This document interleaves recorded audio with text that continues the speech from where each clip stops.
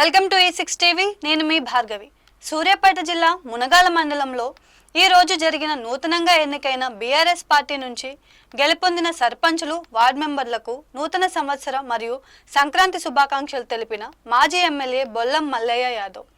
అనంతరం ఆయన మాట్లాడుతూ, మొన్న జరిగిన సర్పంచ్ ఎన్నికలలో పార్టీ క్లిష్ట పరిస్థితిలో ఉన్నా కానీ పార్టీ క్యాడర్ నిలబెట్టుకునేందుకు బీఆర్ఎస్ సైనికులు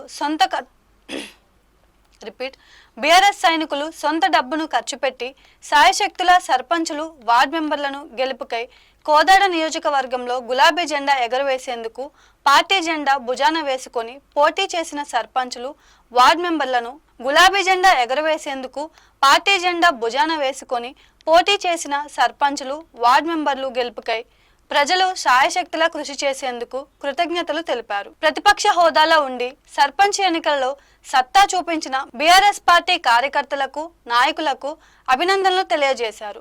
రాబో మున్సిపల్, జెడ్పీటీసీ, ఎంపీటీసీ ఎన్నికల్లో సత్తా చూపేందుకు ప్రతి ఒక్కరూ సిద్ధం కావాలని కోరారు. జై తెలంగాణ. కేసీఆర్ గారి నాయకత్వం, బలమైన గారి నాయకత్వం. జై తెలంగాణ.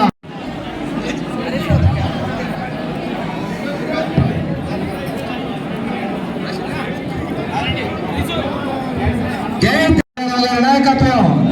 జై తెలంగాణ.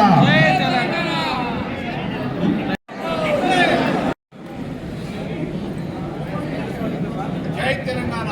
జై తెలంగాణ. మల్లయ్య గారి నాయకత్వం వర్ధిల్లాలి.